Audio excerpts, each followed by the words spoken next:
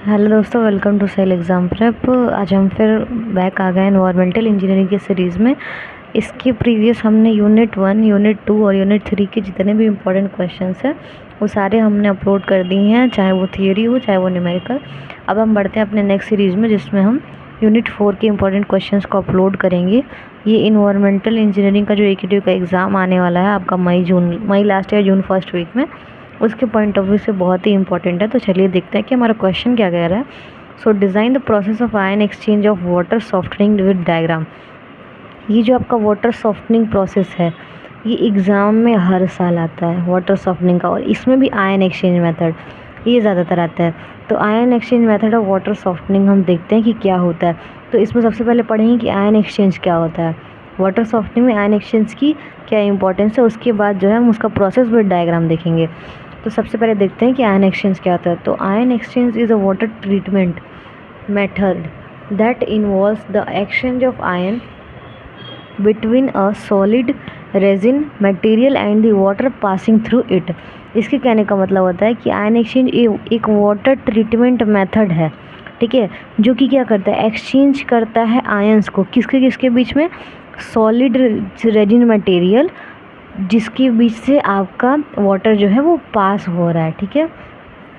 इसके कहने का मतलब है कि सॉलिड रेजिन मटेरियल के बीच से जो वाटर आपका पास हो रहा है उनके बीच जो आयन एक्सचेंज हो रहा है उसके हेल्प से जो है वो वाटर का ट्रीटमेंट करते हैं। तो इसी मेथड को जो है हम आयन एक्सचेंज मेथड बोलते हैं, ठीक है। The ion exchange process targets the calcium and magnesium ions which are responsible for water hardness. अब हार्डनेस दो तरीके के होते हैं, परमानेंट आपका और एक टेम्पररी। दोनों में ही कैल्शियम और मैग्नीशियम के सबसे ज़्यादा इंपॉर्टेंस होते हैं, इसके कंटामिनेंट ज़्यादा होते हैं, इसी की वजह से वाटर जो है आपका हार्ड होता है और बहुत जल्दी झाग भी नहीं बनाता है। तो उसे वाटर हार्डनेस में कैल्शियम और मैग्नीशियम जो दो आपके सबसे रिस्पॉन्सिबल होते हैं हार्डनेस के लिए, उनको टारगेट करता है और उनके आयन को एक्सचेंज करके वाटर को प्यूरिफाई करता है।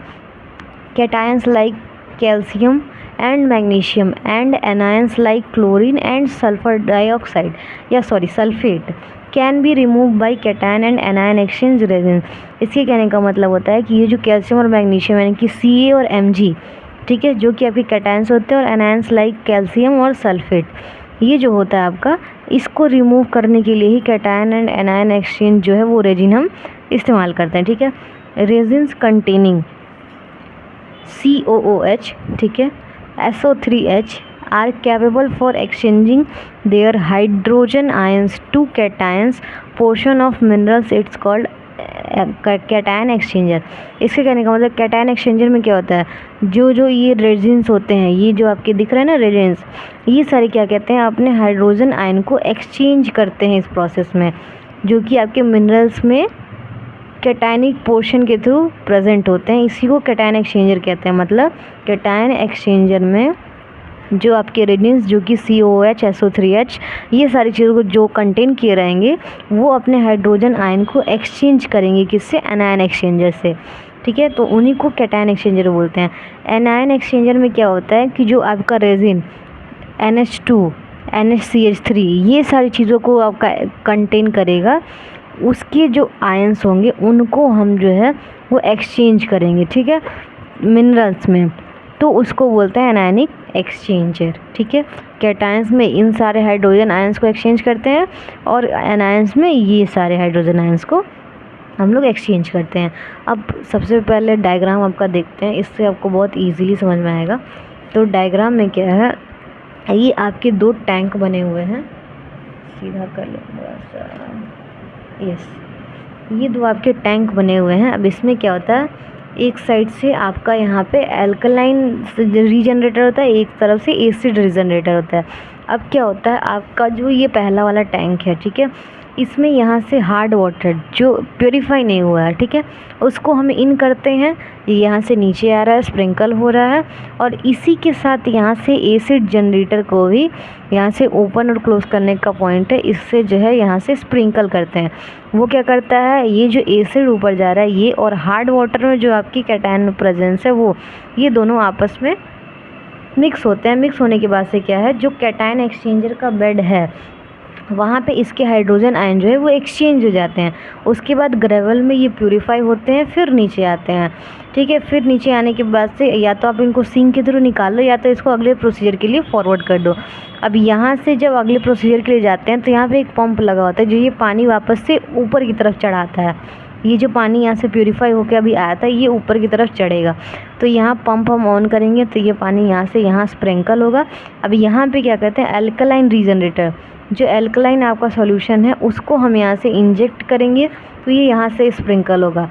अब ये जो यहाँ से वाटर जो आधा पार्ट इसका प्यूरिफाई हो गया था वो, और यहाँ से जो एल्कलाइन ऊपर जा रहा था वो भी स्प्रिंकल होगा। जब दोनों एक दूसरे से मिलेंगे तो जो एनायन एक्सचेंजर बेड यहाँ पे है उसमें जो है वो अपने आयंस को एक्सचेंज करेगा, फिर ग्रेवल के थ्रू पास होगा और जितना प्यूरिफाई वाटर है आपका वो बाहर निकल जाएगा। ठीक है, अब यहाँ पे एक नोज़ल लगा हुआ है, या तो आप उसको ओपन करके बाहर निकाल लीजिए या तो इसको सिंक में जो है वो इकट्ठा कर लीजिए। ठीक है, अब यहाँ से जो वाटर आपका निकल रहा है ना, जो ओपन पोजीशन का, यही आपका सॉफ्ट वाटर है। मतलब दो प्रोसीजर में आपका हार्ड वाटर सॉफ्ट वाटर में चेंज हो जाएगा।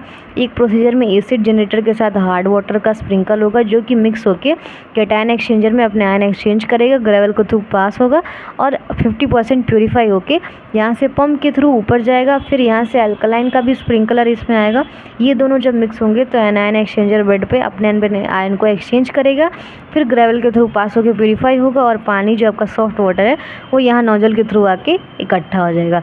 ये पूरा आपका प्रोसेस है। जब प्रोसेस पूछे तो आप ये लिख भी सकते हैं समझा के स्टेप वाइज कि फर्स्ट स्टेप में आपका क्या करते हैं, वाटर ये इन करते हैं, सेकंड स्टेप में आयन एक्सचेंज होते हैं, थर्ड वाटर में ग्रेवल से पास होकर यहाँ से वापस आते हैं, फोर्थ स्टेप में आपका पंप के थ्रू पानी ऊपर से स्प्रिंकल किया जाता है, फिफ्थ में एल्कलाइन रीजनरेटर को यहाँ से मिक्स किया जाता है, फिर आयन एक्सचेंजर बेड में ये आयन को एक्सचेंज करता है, ग्रेवल के थ्रू पास होकर सॉफ्ट वाटर में कन्वर्ट हो जाता है। ये पूरा आपका प्रोसेस है डीमिनरलाइजेशन ऑफ वाटर। ठीक है, यानी कि वाटर सॉफ्टनिंग का ये प्रोसेस है। आगे देखते हैं कि इसमें मेन प्रोसेस क्या कह रहा है, जो आयन एक्सचेंजर का प्रोसेस है वो क्या कह रहा है। तो आयन एक्सचेंजर प्रोसेस में क्या है कि water is passed through cation and anion exchanger respectively, जो मैंने आपको बता दिया फिगर में। Water coming outside from anion exchanger bed is completely free from cation and anions.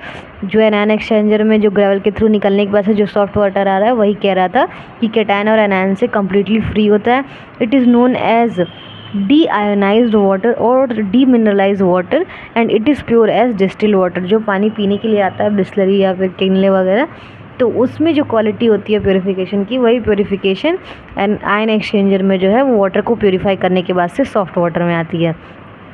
Regeneration process में क्या क्या होता है वो देख लीजिए। जो आपका एल्कलाइन और जो एसिड जनरेटर जा रहा था, कैटायन एक्सचेंजर में जो आपका एसिड रीजनरेटर जा रहा था वो आपका RCA + 2HCl जा रहा था, जो कन्वर्ट होकर ये 2H आगे आएगा तो RH2 + CaCl2 बनाएगा। जो CaCl2 है वही नीचे बैठ जा रहा था, RH2 जो है वो आपका बाहर निकल रहा था। ठीक है, अब नेक्स्ट आयन एक्सचेंजर में क्या होगा, R-Cl2 + 2NaOH का सॉल्यूशन ऊपर जा रहा था, जिसमें ROH का ट्वाइस बन जा रहा था और 2NaCl जो है वो आपका निकल रहा था। ठीक है, तो ये दोनों जो है ये रीजनरेशन इसमें इस्तेमाल किया जाता है जो सॉल्यूशंस हैं, और ये दिया हुआ है कि क्या हम यूज़ कर रहे हैं, फिर वो क्या बन जा रहा है, इसमें भी क्या यूज़ कर रहे हैं और क्या वो बन जा रहा है। ठीक है, अब लास्ट देख लेते हैं इसके एडवांटेजेस और डिसएडवांटेजेस क्या कह रहा है। तो एडवांटेजेस में क्या है, हाईली एसिडिक और alkaline water can be treated. मतलब इसका एडवांटेज ये है कि एनायन एक्सचेंजर में जितने भी आपके हार्ड वाटर हैं जिसमें कैल्शियम और मैग्नीशियम का परसेंटेज बहुत ही ज़्यादा हाई है, तो उस वाटर को हम इस टेस्ट के थ्रू ट्रीट कर सकते हैं। सेकेंड है आपका water of nearly zero hardness can be obtained. Zero hardness मतलब हम ऐसे वाटर को कन्वर्ट करेंगे जिसमें सॉफ्ट वाटर में कन्वर्जन होने के बाद से उसमें हार्डनेस का जो लेवल है वो एकदम नील हो जाएगा, एकदम ज़ीरो। इतना यूज़फुल होता है आपका एनायन एक्सचेंजर प्रोसेस। डिसएडवांटेज में क्या है, इक्विपमेंट इज़ कॉस्टली। जाहिर सी बात है एनायन एक्सचेंजर है तो इक्विपमेंट बहुत ज़्यादा कॉस्टली होगा, और एक्सपेंसिव केमिकल जो आपके केमिकल्स ये यूज़ हो रहा है ना एल्कलाइन और एसिड वाला, ये बहुत ही एक्सपेंसिव होते हैं। उसके बाद सेकंड है आपका, if water contains turbidity then the output of process is reduced. अगर वाटर के अंदर टर्बिडिटी प्रेजेंट है तब जो हमारा आउटपुट आ रहा है पूरा प्रोसेस निकलने के बाद से उसमें हार्डनेस का परसेंटेज डाउन भी हो सकता है, क्योंकि टर्बिडिटी जो होता है वो एनायन एक्सचेंजर में थोड़ा सा अपना परफॉर्मेंस लो कर देता है। तो ये था पूरा डिसएडवांटेज और एडवांटेजेस के साथ आपका आयन एक्सचेंजर और वाटर सॉफ्टनिंग मेथड जो 3 स्टेप्स में कंप्लीट हुआ है। एक आपका आयन एक्सचेंजर होता क्या है, दूसरा आपका फिगर, तीसरा आपका प्रोसेस के साथ रीजनरेशन में कौन सा आपका सॉल्यूशन यूज़ हो रहा है। तो वीडियो में कोई डाउट होगा तो कमेंट में कमेंट करिएगा। मिलता है यूनिट 4 के नेक्स्ट वीडियो में, जिसमें हम दूसरा यूनिट 4 का इम्पोर्टेंट क्वेश्चन सॉल्व करेंगे, आइदर न्यूमेरिकल और दी थियरी। ठीक है, तो मिलता है नेक्स्ट वीडियो में, तब तक के लिए ऑल द बेस्ट।